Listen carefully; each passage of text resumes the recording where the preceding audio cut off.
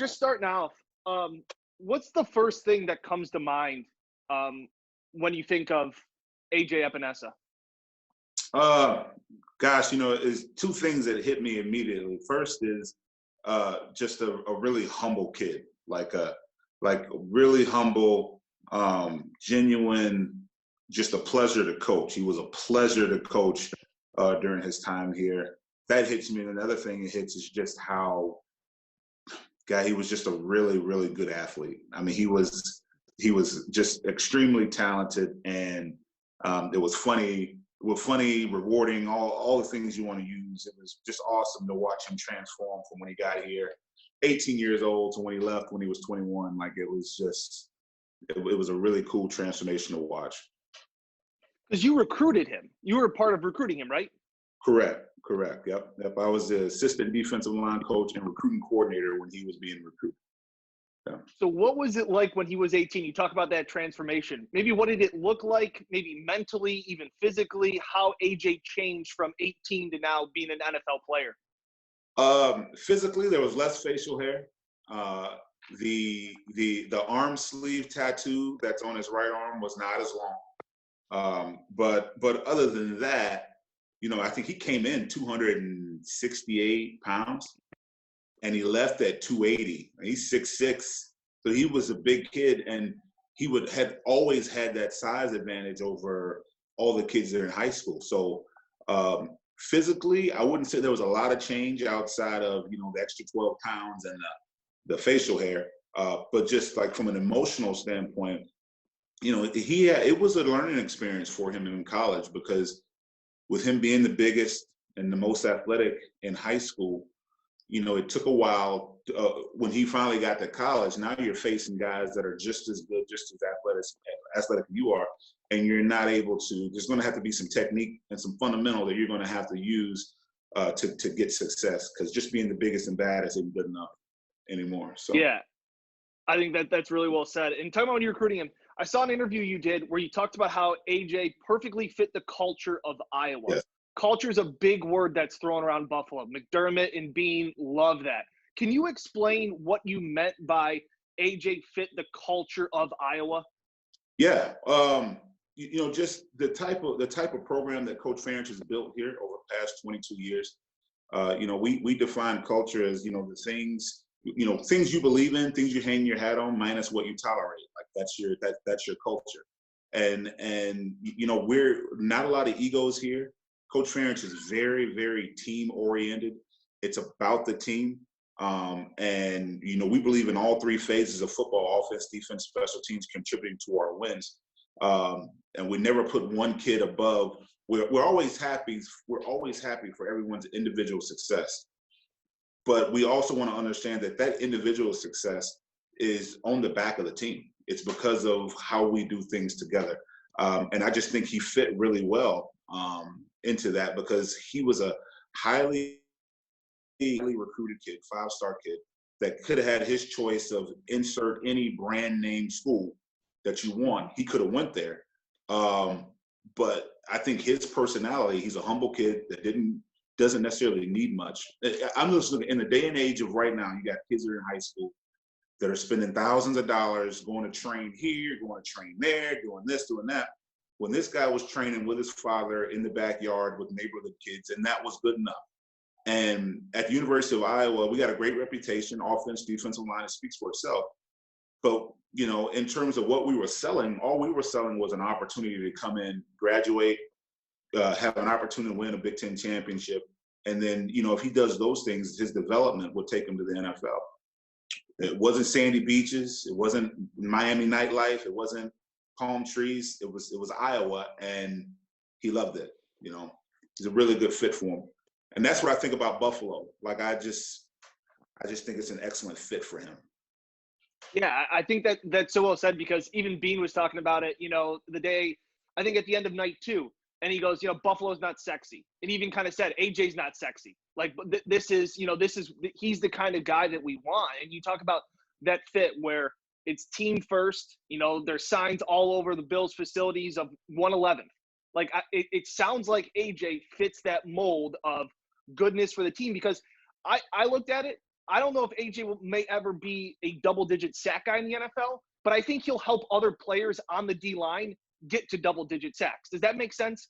Yeah, yeah. He'll understand his part, his role, and he'll make sure that, like I told you, the most important thing to AJ Epenesa, one is his family, but number two is the opinion of his teammates. Like, he's a team-oriented guy, and he doesn't want to be the guy that lets anyone down. He wants to do his part. He's going to expect other guys to do their part too, but he's going to do his part to ensure success. And then, AJ knows, the sacks are a part of the process.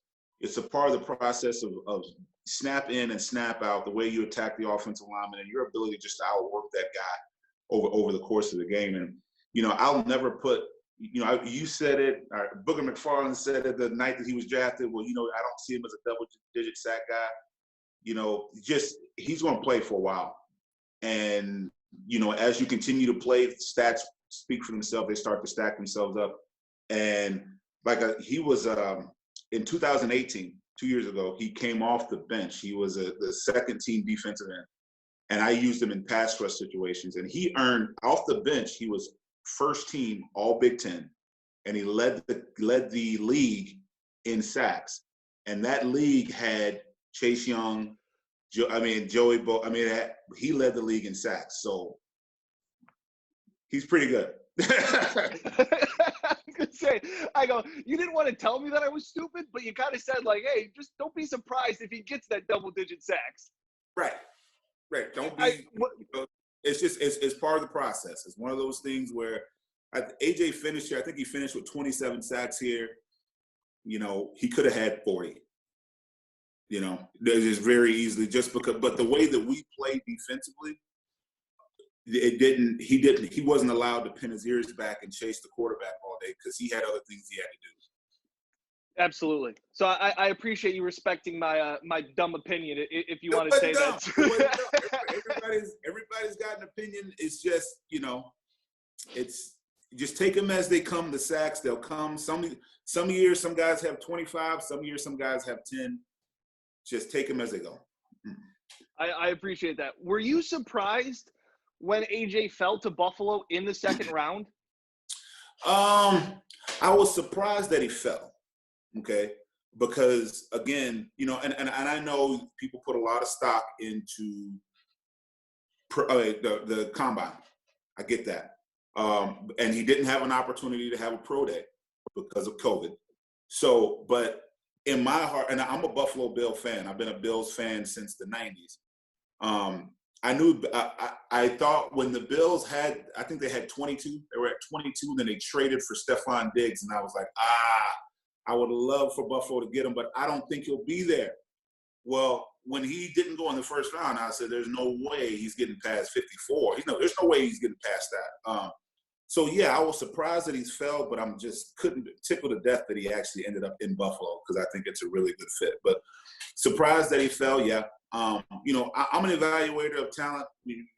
As a defensive line coach here, we go around, we recruit guys. And I never got a chance to put AJ Epenesa through a combine before offering a scholarship. And nor would that have changed me offering him one.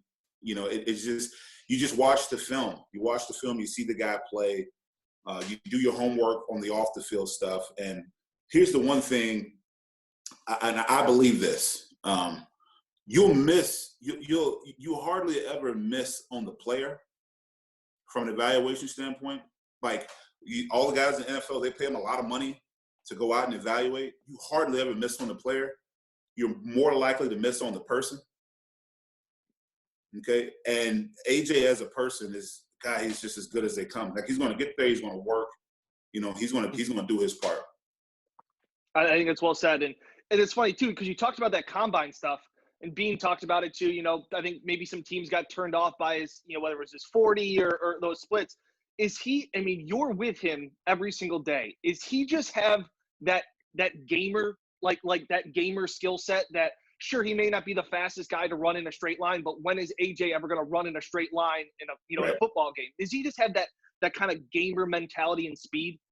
Yeah. It's a total gamer thing. It really is. And I don't want to say gamer as in like the kid's a dog in practice, because that's not the case either. It's just when the moment's bright and you need a play, especially for us defensively, he ended up making the play.